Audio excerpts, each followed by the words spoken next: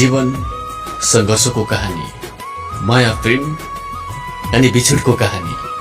कार्यक्रम मेरो कहानी। हेर्न नछुटाउनुहोला फेसबुक लाइभ कार्यक्रम मेरो कहानी। तपाईहरुकै साथी अनुरागको साथमा हेर्न नभुल्नुहोला कार्यक्रम मेरो कहानी।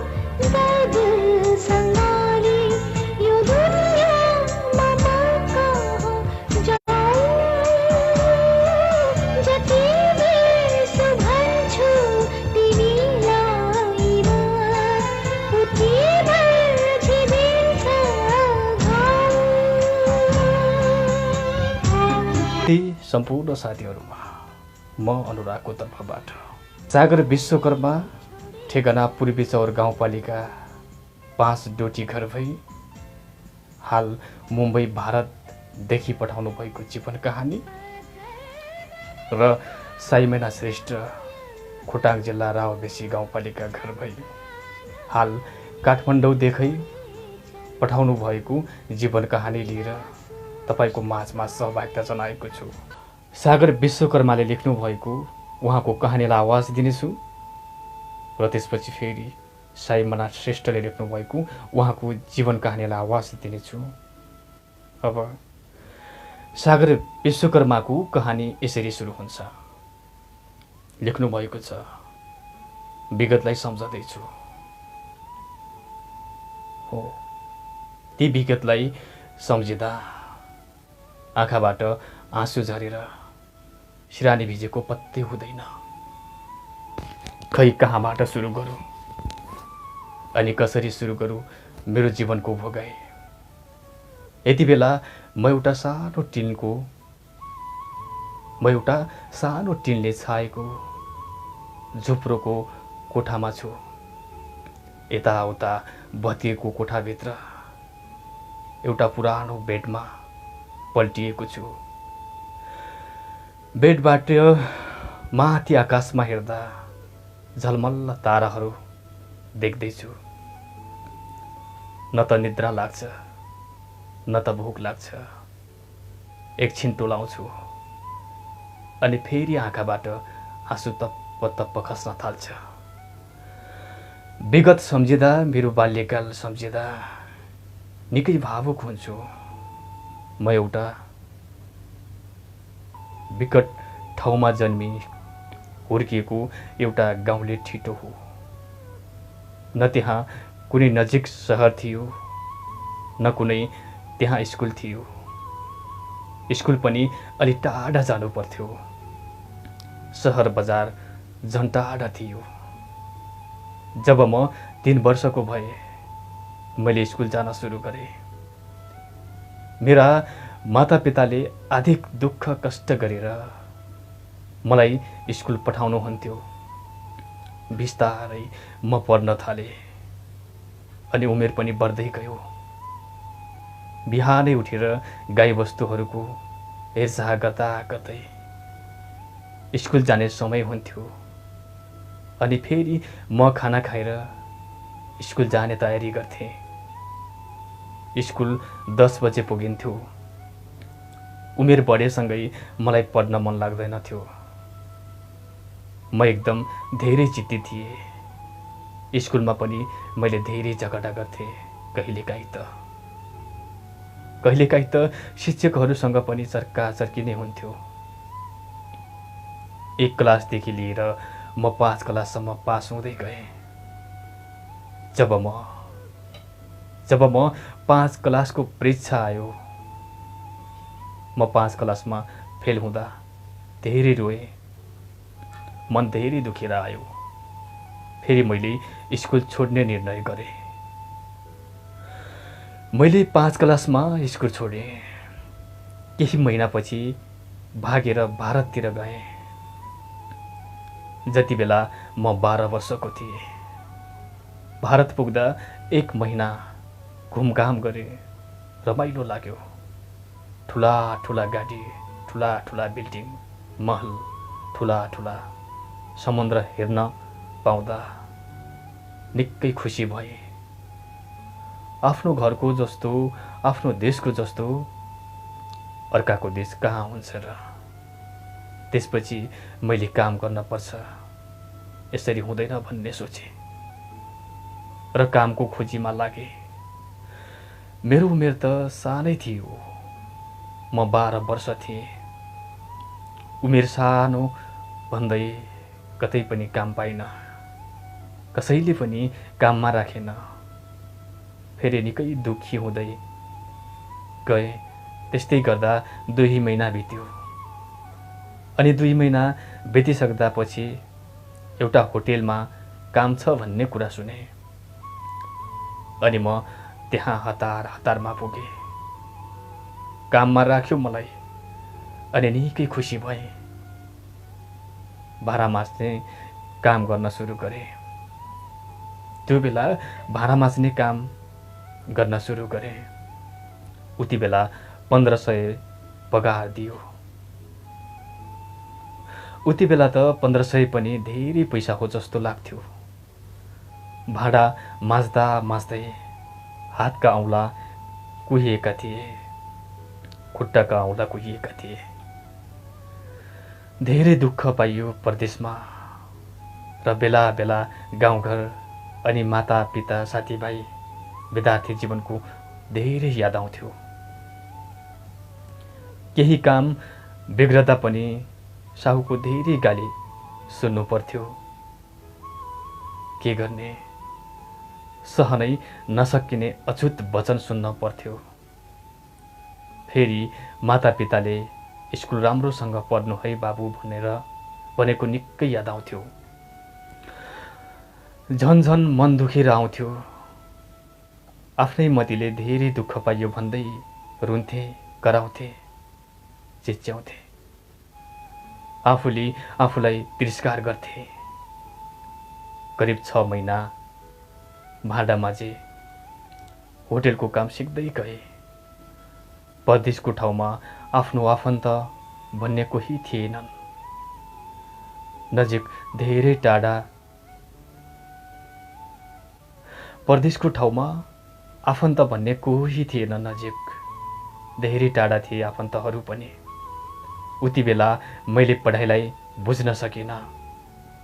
पढाइको महत्त्व बुझ्नै सकिनँ मैले त्यो बेला। तर अहिले आएर मलाई पछुतो लाग्छ। सबैभन्दा ठुलो शिक्षा नै रहेछ भनेर बल्ल आज आएर महसुस गर्यो। हो, सबैभन्दा ठुलो भनेको नै शिक्षा रहेछ। साँच्चै शिक्षा नभए जिन्दगी अन्धकार रहेछ। हो, सबैभन्दा ठुलो शिक्षा नै रहेछ। निकै मनमयस्पर्शी जीवन कहानी लेख्नुभएछ सागर विश्वकर्मा। तपाईप्रति विशेष आभारी, धेरै धेरै धन्यवाद। मैले यतिखेरको बसाइमा तपाईँको कहानीलाई आवाज दिएर सिद्ध्याइसकेको छु। यतिखेर धेरै साथीहरू जोडिनु भएको छ। तपाईँहरूलाई यो रातिको समयमा मेरो धेरै सम्झना, धेरै माया। कस्तो अवस्थामा हुनुहुन्छ, के गर्दै हुनुहुन्छ? सायद यति बेला त सबै साथीहरू आफ्नो बेडमा सुतेर कानमा एयरफोन कानमा इयरफोन लगाएर सुनिरहनु भएको छ होला, बडो आनन्द भइराखेको छ होला होइन। यो रातिको समयमा म तपाईँहरूको माझमा यताबाट एक्लै गुनगुनाइराखेको छु, तपाईँहरूकै साथी अनुराग। यतिखेर थकित बाबुले पनि हेर्दै हुनुहुन्छ। लीलकुमार खड्काले हेलो भाइ भन्नुभएको छ। नवीना होइन नवीन हो भन्नुभएको छ, कठैबाट नवीन बहु। सागर विश्वकर्मा कता हुनुहुन्छ, उहाँले पनि हेर्दै हुनुहुन्छ। सागर सर तपाईँलाई पनि धेरै सम्झना, धेरै माया। अब म तपाईँहरूमा आज धेरै गुनगुनाउनुभन्दा पहिले अब साइमना श्रेष्ठको कहानीतिर जान्छु। फेरि तपाईँहरूसँग मिठो कुराकानी गर्नेछु, तपाईँहरूका ती कमेन्टहरूलाई आवाज दिनेछु है। तपाईँहरूसँग पनि त्यस्ता कुनै भावुक शब्दहरू छन् भने, तपाईँहरूसँग पनि केही शेरहरू छन् भने कमेन्ट गर्नुहोला। म तपाईँको कमेन्टलाई पनि यताबाट आवाज दिनेछु होइन। अब म फेरि साइमना श्रेष्ठको कहानीतिर जान्छु। उहाँको कहानी पनि निकै भावुक, मर्मस्पर्शी छ। कार्यक्रम अन्त्यसम्म सुनेर साथ दिनुहोला, सक्दो सेयर गर्नुहोला र कमेन्ट पनि गर्नुहोला। कस्तो सुनिँदैछ त्यो पनि कमेन्ट गर्नुहोला है। म तपाईँको कमेन्टलाई यताबाट आवाज दिनेछु अहिले। अब भने साइमना श्रेष्ठको कहानीतिर जान्छु। उहाँले यसरी सुरु गर्नुभएको छ।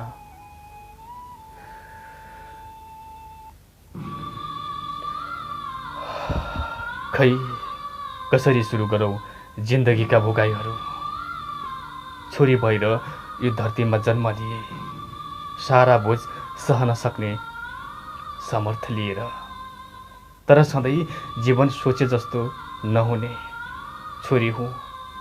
त्यो पनि एउटा विकट गाउँमा, गरिब परिवारमा जन्म लिएकी थिए। घरकी कान्छी छोरी म सबैको मायाले मातिएकी थिएँ। सुरुमा जब समयसँगै उमेर बढ्दै गयो, चाहहरू पनि बढ्दै गए। मनले सधैँ सोच्ने गर्थ्यो आफूलाई बुझ्ने श्रीमान अनि आमाले जस्तै माया गर्ने सासू मिलोस्, दिदी जस्तै अमाजु होस्, बहिनी जस्तै नन्द अनि भाइ जस्तै देवर। जब म 17 पुरा भई 18 वर्षमा टेकेँ, तब बिहेको कुरा चल्न थाल्यो। मेरो हात माग्ने भनेर आफन्तहरूको सहारा लिएर आउन थाले। गाउँलेले पनि कुरा काट्थे, ठुली भई बिहे नगरी माइतीमा नै बस्ने विचार छ कि के हो भनेर। तर म अझै पढ्न चाहन्थे, आफ्नो खुट्टामा आफै उभिन चाहन्थे। हुनेहार दैव नटार भने जस्तै बिहेको पक्का गरिदिनु भयो। म निशब्द भए। धरती भाँसिए झै लाग्यो, आकाश मैमाथि खनिए झै लाग्यो। तर पनि यी यस्ता पीडाहरू पृथ्वी भनेर सहनु पर्थ्यो। आफ्ना सारा सपनालाई मनमा सजाएर माइती घरको खुसीमा विवाह बन्धनमा बाँधिए। माइती पनि खुसी थिए अनि घरका पनि। तर मेरो मन साउने झरी चाहिँ बर्सिएको थियो, मुटु चिरिएको थियो। तैपनि देखावटी हाँसोमा बाँचिरहे। जब दिन बित्दै गयो अनि झनै अर्को वज्रपात पर्यो। जीवनमा मैले त आफ्नालाई सधैँ भगवान मान्थे। सधैँ मेरो भलाइ चाहनुहुन्छ ठानेर आफ्ना सारा सपना र इच्छालाई त्यागेर उहाँहरूको खुसी चाहे। तर मलाई के थाहा, मेरो जिन्दगी पुरै कालो रात र भुमरीमा ठेलिदिनु भएको छ भनेर। जब मेरो पतिदेवले पहिल्यै बिहे गर्नुभएको रहेछ भन्ने थाहा पाए, तब मेरा हात खुट्टाहरू काम्न थाले, गला अवरुद्ध भए, आँखाबाट आँसुका बरसात भए। खानाको थाल पुरै आँसुले भिजे। कति कठोर बन्छु भने पनि आँसु रोक्न सकिनँ।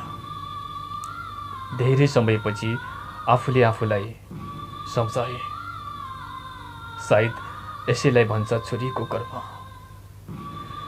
मैले मेरा माइतीको इज्जत र घरको इज्जतको लागि भए पनि सहनुपर्छ, म खुसी हुनुपर्छ। यसरी नै वर्ष बिते। आफ्नो जीवनसाथीको तुच्छ बोली र व्यवहार सहँदै जिन्दगी घिसार्दै थिए। जब टेन्सन हुन्थ्यो म सधैँ मम्मीलाई सम्झन्थेँ।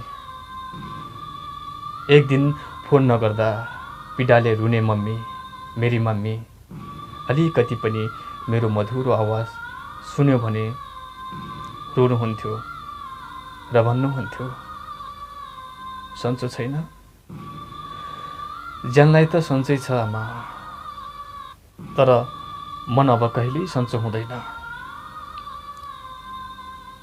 यो जुनीमा भनेर मनलाई नै आमा बनाएर कुरा गर्थे।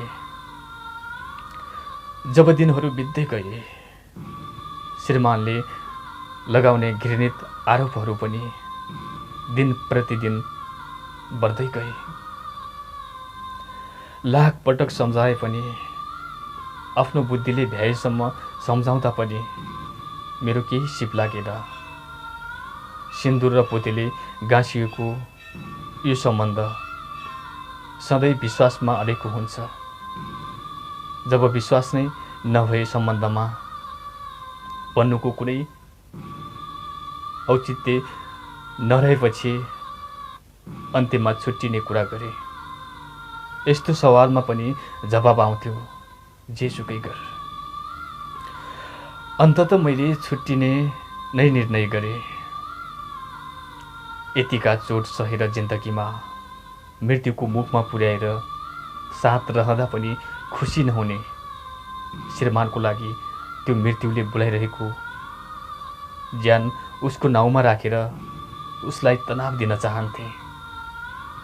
लगभग 3 वर्षसम्म माइतीलाई कुनै दुःख पीडा नदेखाई आफै भित्रभित्रै जलेर बाँचेकी थिए। अब यो मेरो जिन्दगीको अन्तिम निर्णयमा आफ्ना माइतीसँग कुरा नगरी आफू खुसी गर्न सकिनँ, किनकि मेरा लागि मेरो जन्म घर नै समरण हो, खुसी मिल्ने छहारी हो सम्झेर यावत कुराहरू राखे। तर बदलामा फेरि आँसु पाएँ। हुन त आफ्नो आमा बाबा र दाजुभाइले कहिल्यै कुभलो चाहनुहुन्न, तर पनि एक वचन सोध्नु भएन, छोरी त कसरी खुसी रहन्छस्? बहिनी भन, तेरा लागि के गर्नुपर्छ? आमाले त आफ्नो सन्तान दुखी भएको सहन सक्नुहुन्न, जस्तै गल्ती गरे पनि स्वीकार्नुहुन्छ। हाम्रो हातका औँलाहरू बराबर नभए जस्तै एउटै परिवारको मन पनि कहाँ एउटै हुँदो रहेछ र? जब सम्बन्ध विच्छेदका कुरा आए, तब बाबा र दाजुले पनि मेरो साथ छोडिदिनु भयो। एउटी चेली जब बिहे गरेर पराई घर जान्थे, तब उसको जन्मघर सदाको लागि टाढा हुने रहेछ। मैले जे जस्तो परे पनि, चाहे मर्नै परे पनि उही पराई घर नै रहेछ। जब पतिको तुच्छ वचन अनि नन्दको सासूको जस्तो बोली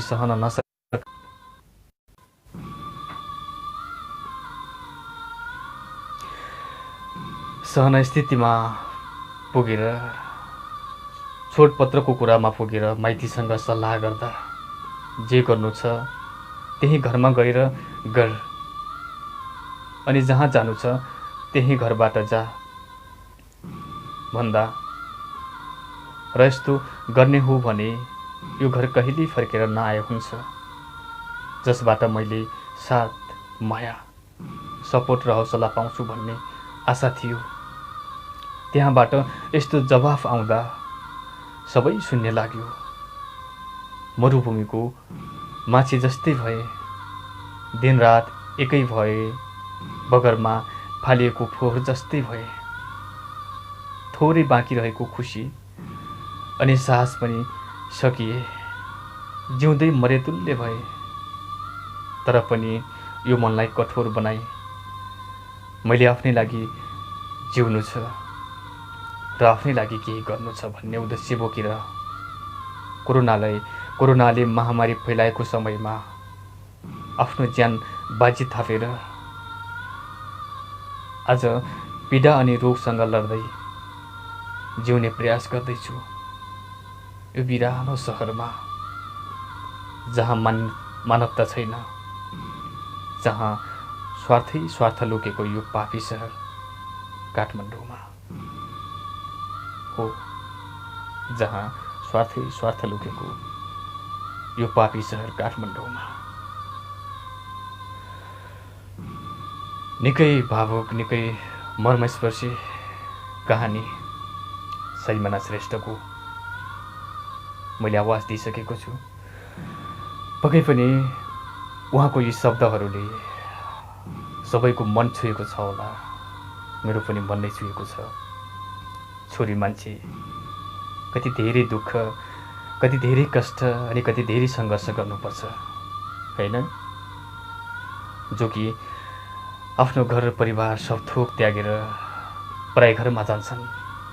अनि त्यो बेला पराई घरमा नै राम्रो वचन पाएनन् भने, माया साथ सपोर्ट पाएनन् भने त्यो बेला कति धेरै दुखी हुन्छन् होला है।